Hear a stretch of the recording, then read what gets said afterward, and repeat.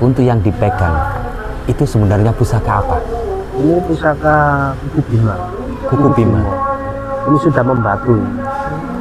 Sudah membatu. Dan ini yang sangat saya takjubkan itu bilaan ini wanginya sangat abadi. Sampai pencuci pusaka pun bingung. Jadi pusaka ini meskipun dicuci berapa kali, aroma dari bilaan pusaka tersebut tidak akan pernah hilang.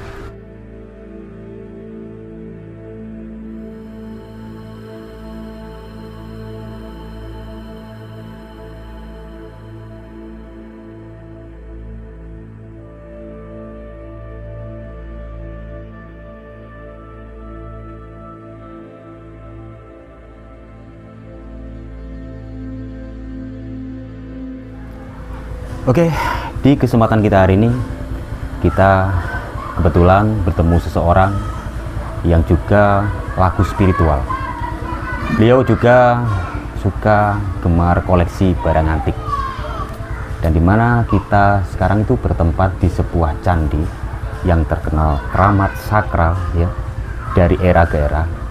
Candi ini dinamakan Candi Belahan atau juga disebut Sumber Tetek yang berada di daerah Wonosunyo, Gempol, Pasuruan. Dan kebetulan kita bertemu seseorang dan kita juga akan bertanya panjang lebar tentang perjalanan spiritual dan juga pusaka-pusaka yang beliau miliki. Sebelumnya mohon maaf dengan Mas Sinten. Mas Erwin. Mas Erwin.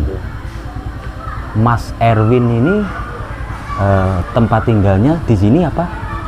Saya tempat tinggal di Pandaan.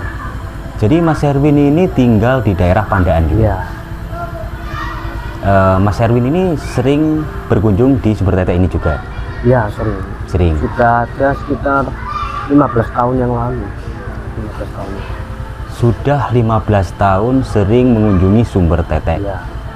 Ini memang laku spiritual dari dulu di Sumber Tetek ini atau memang di hari-hari tertentu memang diwajibkan ke sini? Ya, sebagai simbol mengenang prasejarah saja. Simbol mengenang prasejarah. Kalau masalah spiritual sudah dari dulu-dulunya memang ke gunung-gunung ya biasanya. Oh, jadi Mas Erwin ini sering berpetualang ke sebuah tempat-tempat peninggalan sejarah ya, untuk memperdalam spiritual. betul. Gitu. Contoh kayak di Blambangan, Banyuwangi, Ya. gitu.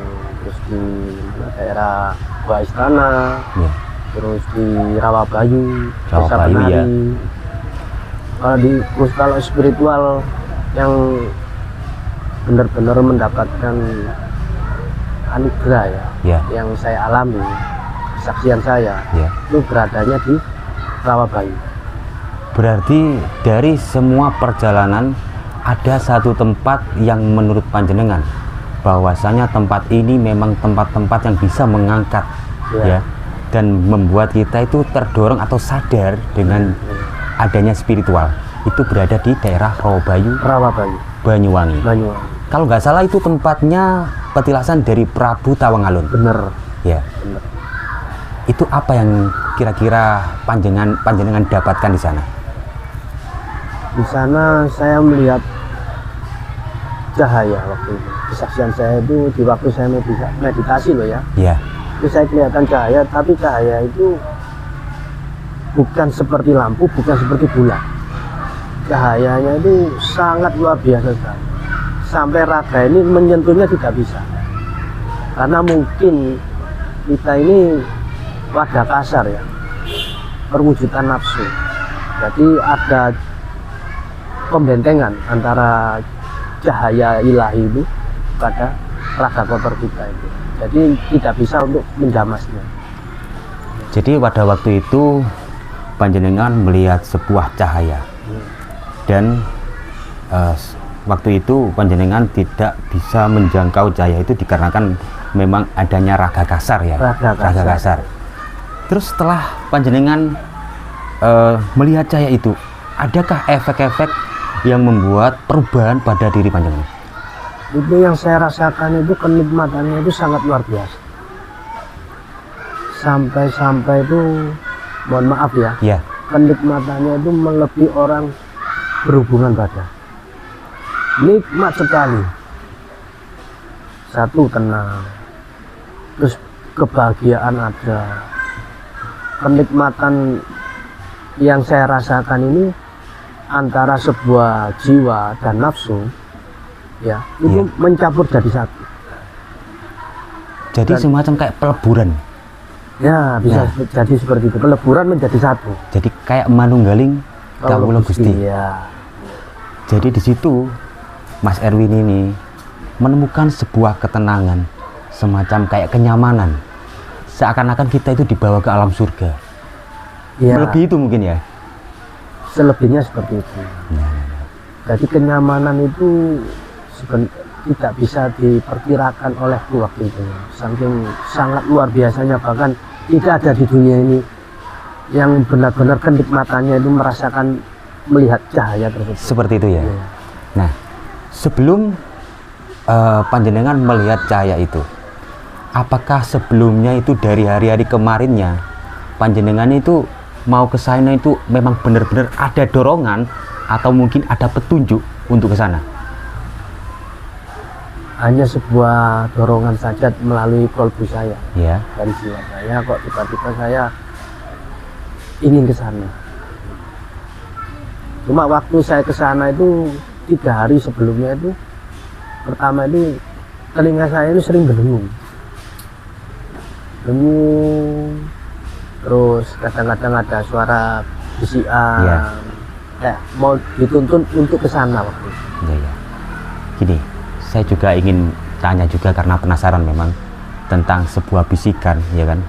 Bagaimanakah cara membedakan bisikan antara bisikan negatif dan juga bisikan positif? Kalau yang saya alami, bisikan tersebut itu, kalau menurut kepribadian saya, kalau ke arah jejak spiritual, yang terutama itu dengung dulu, Mas. Dengung, Dengung sebelah kiri. ya, terus? Dengung itu, dengungnya itu tidak selesai-selesai. Kayak seolah-olah itu kayak didorong untuk menuju ke tempat sesuatu pertapaan. Nah, di waktu itu, kalau pertapaan otomatis yang saya benar-benar tenang, terus benar-benar mendapatkan hidayah di Rawabayu. Oh, berarti saya kode alamnya saya diharuskan ke Ke sana Rawabayu. gitu. Nah, kita juga masih apa namanya ya, menjadi misteri sebuah kalimat spiritual yang terkadang itu banyak orang mensalahgunakan Ya. dengan istilah spiritual. Ya. Menurut panjenengan, spiritual sebenarnya itu seperti apa? Spiritual yang sejati itu sebenarnya itu pertama didasari dari sebuah anugerah di waktu kita lahir ya sebenarnya. Itu bawaan yang alami. Gitu. Berarti spiritual yang sesungguhnya itu memang benar-benar itu bawaan dari lahir. Dari lahir, dan itu sudah mencapai titik kesempurnaannya manusia, sudah tidak reinkarnasi lagi. Berarti benar-benar itu orang pilihan gitu. Orang pilihan. Ya. Oke. Dari beberapa orang spiritual terkadang kan menyalahgunakan untuk menggunakan dengan hal-hal atau berdalih gitu ya. Ya. Apakah ada resiko tertentu kalau kita menyalahgunakan istilah spiritual atau lagu-lagu spiritual padahal belum menyampai di situ? Ya otomatis pasti ada resikonya. Ya. Kalau resiko karma pasti ada. Karma itu memang tidak bisa terlihat. Ya. Karma itu menyatu dari darah kita. Kita berbuat jahat, misalnya sama orang ya. Ya. Jadi kita meskipun karma itu tidak kena pada kita, darah ini sudah mengandung karma. Kalau kita menikah dengan seseorang wanita, Ya. anak kita itu mengandung karma dari kita. Darah itu tadi. Itu yang sangat berbahaya sekali. Jadi kalau saat manusia tidak luput dari namanya dosa dan karma memang. Ya. Tapi kalau kita sudah merasa salah, kita mempunyai karma, langsung kita sebut aja karma itu. Jangan sampai ke anak 7 turunan kita. Berarti kita sebut, kalau bisa kita yang menjalankan Iya. itu. Jadi kita benar-benar harus bisa memutus karma itu, Memutus karma itu dan kita mulai kerjakan sendiri Iya. gitu. Nah, ini adalah kalimat-kalimat yang keren yang akhir-akhir ini saya juga mendengar bahwa ada ibarat satu keluarga pasti akan ada satu pemutus karma. Apakah di akhir zaman ini memang demikian? Bisa Kak panjenengan ini menjelaskan pemutus karma? Bisa. Jadi kalau memutus karma itu pada dasarnya itu setiap manusia bisa. Bisa. Bisa. Kita asalkan itu melalui dari rasa kita dulu. Kalau kita rasa kita itu memang benar-benar bersalah, karma itu pasti bisa akan putus di tangan kita sendiri. Berarti harus kita akui sendiri. Dan itu yang disebut tobat itu ya. Iya. Betul. Oke, kalau kita berbicara tentang spiritualis, pasti nggak akan ada habisnya. Bisa jadi seminggu, 2 minggu, Wah. 1 bulan nggak akan pernah habis. Karena Benar. perjalanan spiritual ini adalah seumur hidup. Bukan begitu, Pak? Benar. Nah, ini yang ingin kita bicarakan dari tadi. Mas ini kan seorang kolektor pusaka. Iya. Apa sih maksud dari tujuan panjenengan dengan mengkoleksi pusaka gitu?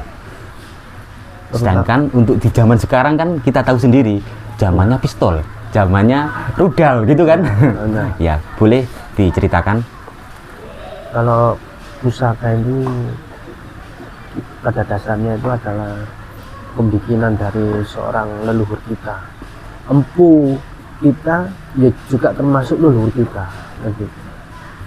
Dengan kesaktiannya beliau, dengan ritualnya dan tapa beratanya, pembikinan pusaka itu tidak 1 hari, 2 hari, 3 hari selesai. Bahkan maksimal itu 8 bulan sampai 9 bulan. Itu sudah lakunya tapa beratanya maupun puasanya.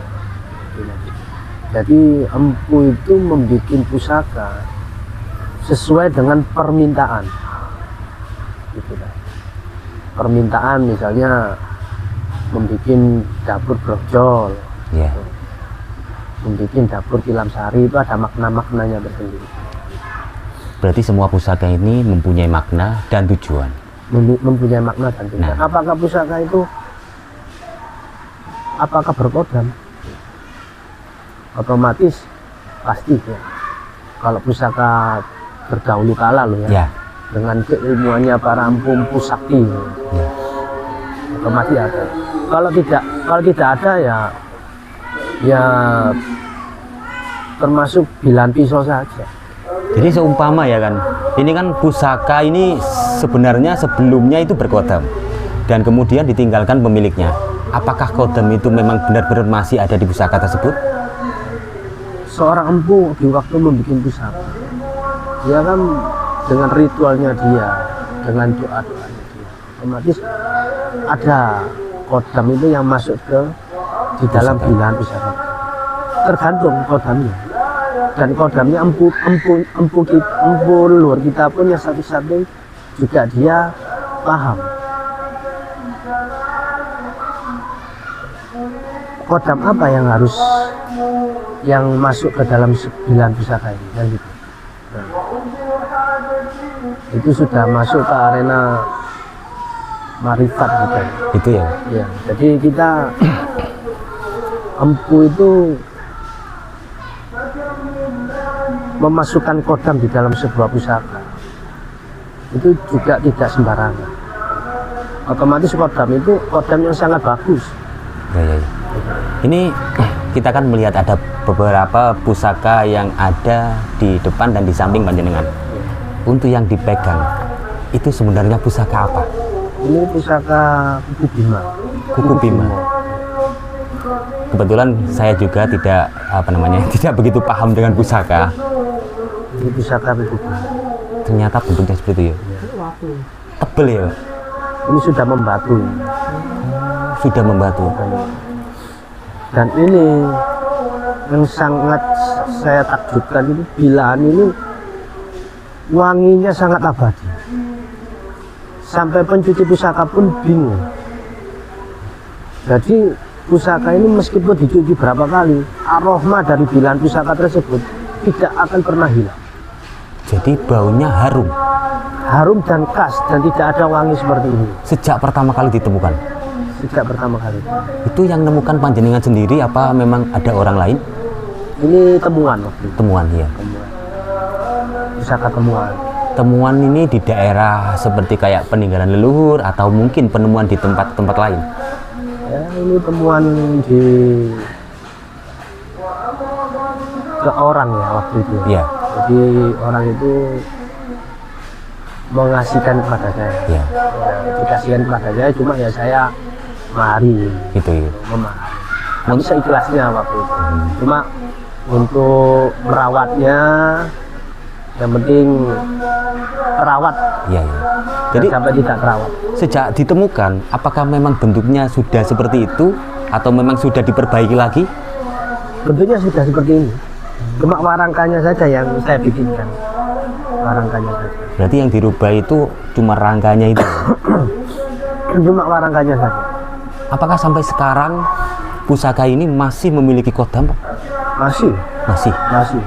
Saya jamin dengan saya rasa sendiri ya, masih ada.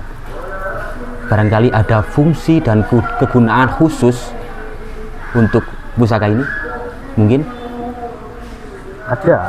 itu semacam seperti apa? Ini kalau filosofnya Kuku Bima itu untuk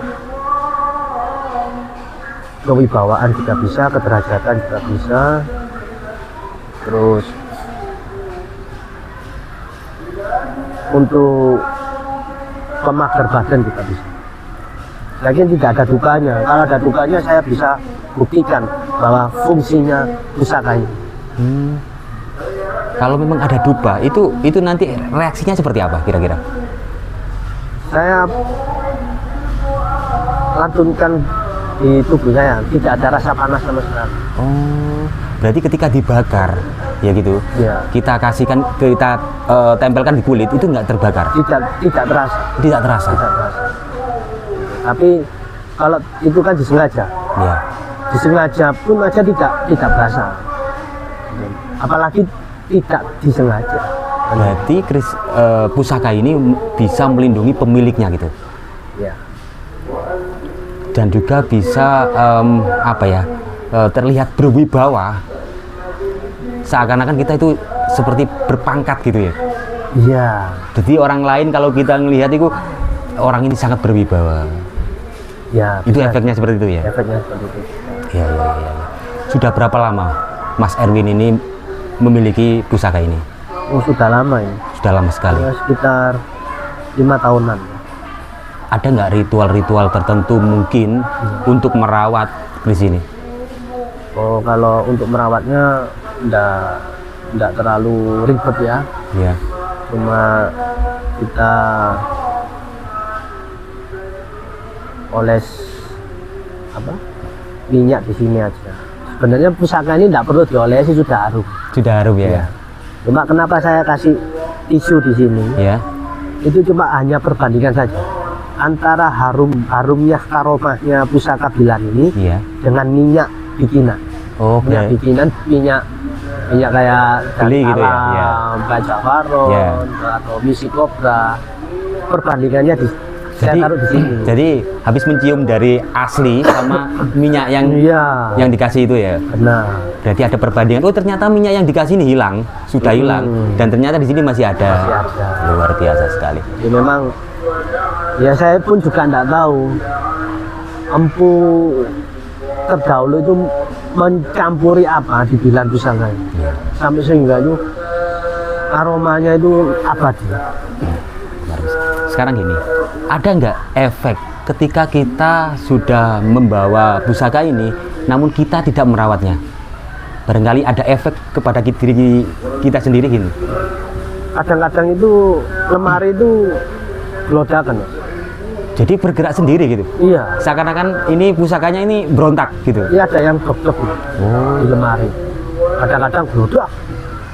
Jadi masnya ini pernah mengalami hal tersebut ya? Iya, sering. Lupa gitu ya? Lupa, Iya. tidak merawat, tidak ngasih minyak atau? Iya, Iya. sering. Berarti memang ya namanya ciptaan Sang Maha Pencipta ya, yang tak kasat mata ya, dia pun sama seperti kita juga. Iya, iya. Iya, perlu disayang juga, saling menyayangi. Iya, iya, iya. Jadi itu sebuah pusaka apa tadi? Bima, kuku Bima milik Mas Erwin. Dan di sebelahnya itu ada beberapa pusaka juga. Bisa nggak Mas disepilkan satu persatu? Oh bisa. Fungsi dan kegunaan dan pusaka apa aja yang ada di situ? Karena waktu kita juga terbatas ya. Iya. Ini dulu aja. Iya. Itu kenapa kok dibungkus putih Mas? Tintanya seperti itu. Oh, memang harusnya Iya. seperti itu ya.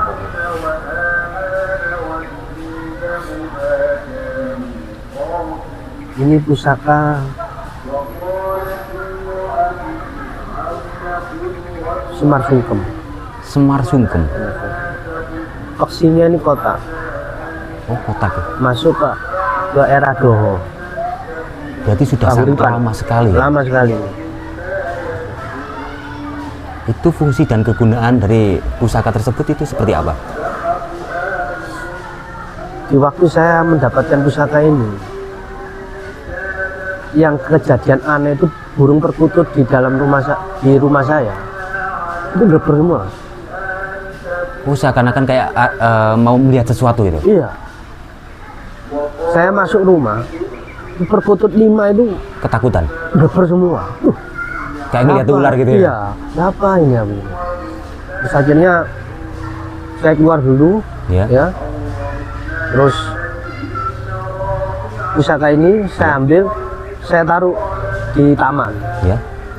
pot, tak taruh di pot. Saya masuk kosongan, nggak ada burungnya ya biasa, Tenang, berkutut, tenang lagi. Terus saya penasaran lagi, saya keluar lagi, ambil pusaka ini lagi. Saya masuk lagi, beber lagi. Ketakutan lagi. Iya. Ini kesaksian yang pusaka ini. Berarti kayak ada sesuatu yang sangat besar yang sampai membuat burung-burung itu ketakutan ya. Benar. Kayak semacam energi atau gimana? Energi saya lihat. Energi maupun kodam. Kan burung perkutut itu peka ya dengan energi atau Iya. kodam. Itu kodam di apa dalam kira-kira? sebuah pusaka. Apa? Kodamnya apa kira-kira? Kalau kodamnya ini saya kurang paham. Kurang paham. Kurang paham. Waktu itu kodam ini tidak pernah menjumpai saya. Cuma energinya saya sudah merasakan. Sangat-sangat terasa. Sangat terasa ya. Wingit. Wingit sekali. Itu nemu di mana Mas? Dikasih atau memang ngambil atau memang dikasih tahu sama hal gaib gitu untuk mengambil? Enggak, ini saya dapat di aliran sungai. Di aliran sungai. Di aliran sungai, di Pandaan. Iya, iya. Terus yang lain Mas? Mungkin ada yang lebih menurut Mas itu lebih hebat atau lebih energinya lebih tinggi gitu. Ada.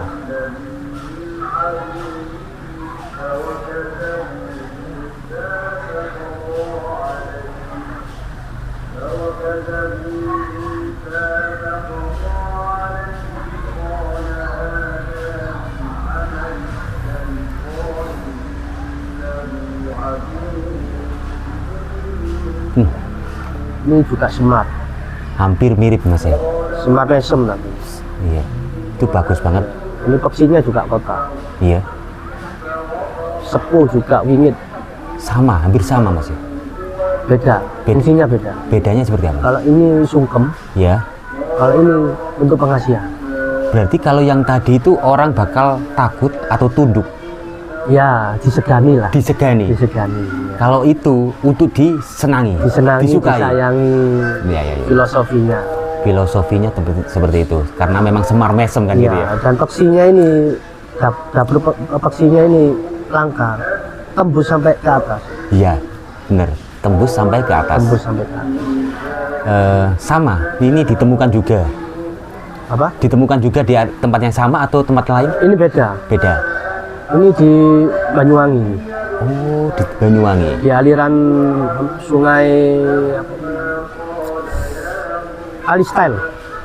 Itu Di ketika Sungai Kalistel itu. mau menemukan itu melakukan ritual dulu atau apa dulu gitu Mas? Enggak, saya enggak melakukan ritual apa-apa. Tiba-tiba ditunjukkan gitu. Padahal saya tujuannya ingin apa lihat-lihat bambu waktu itu. Iya iya iya. Di Kalistel itu kan ada pemukiman warga, itu Iya. kan banyak bambu-bambu di sana. Hmm. Di pinggir-pinggirnya sungai. Tetap waktu itu waktu ini terbungkus kain, Oh, berarti dari awal sudah terbungkus kain. terbungkus kain. Sama kain putih kayak itu. Bukan, ini beda. Beda Ini ya? beda. Kainnya ya kain putih bawaannya ini. Terus lagi Kain mawar, apa Mas? kain mawar, kain kafan. Bukan kain kafan, kayaknya rusak. Lubang-lubang. Kainnya sudah rusak, Rusak, mungkin iya. terlalu lamanya mungkin. Mungkin Iya. bisa. Mungkin terlalu lamanya sampai rusak-rusak. Iya. Oke, ini yang terakhir Mas ya. Saya melihat di sisi kanan Masnya itu ada sebuah tongkat ya. Ya. Tongkat. Ini kayaknya unik juga nih tongkat. Ini terakhir mungkin. Ini tongkat ini memang buat hiasan atau memang tongkat ini memiliki fungsi khusus Mas? Tongkat ini mungkin bahan dari stigi nih ya. Ya. Stigi. Cuma ini dapatnya di ini Mas, di musola Candi Belahan gitu. Apakah mempunyai khasiat tertentu?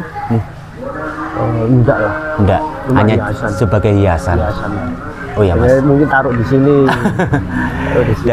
Dari semua pusaka ini Mas, pernah nggak Masnya ini untuk menjual, punya keinginan untuk menjual atau mungkin dikasihkan orang?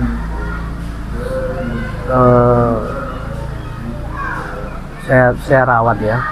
Memang harus dirawat sendiri. Iya. Memang sengaja koleksi untuk diri sendiri. Ya untuk saya sendiri juga untuk pembelajaran juga. Iya iya iya. Mungkin ada mahasiswa-mahasiswa atau anak-anak atau yang ingin belajar tentang pusaka, ya saya tunjukkan. Iya iya. Mas Erwin. Tapi kadang-kadang ya kalau ada mahasiswa atau anak-anak ingin pusaka gitu, kadang-kadang kalau pas hati saya kasih. Gitu ya. Iya. Iya iya iya. Oke, Mas Erwin. Ini untuk yang terakhir ya. Iya. Kita mungkin ada pesan-pesan khusus untuk pemirsa. Barangkali dari kalimatnya Mas Erwin banyak orang sadar tentang kesadaran diri, tentang jiwa-jiwa leluhur yang harus kita bangkitkan untuk saat ini, karena kondisi saat ini memang kita tahu sendiri kan, Ya. banyak kekacauan, banyak sekali musibah. Iya. Bisa disampaikan pesan-pesan untuk generasi sekarang Mas? Pesan-pesan terakhir buat saya, jika negara yang sangat maju itu dia memegang keluhurannya, contoh negara Cina, dia memegang keluhurannya, beda dari agama. Tetap agama apapun tidak masalah, semua agama baik, cuma keluhurannya itu harus terjaga, harus benar-benar terjaga.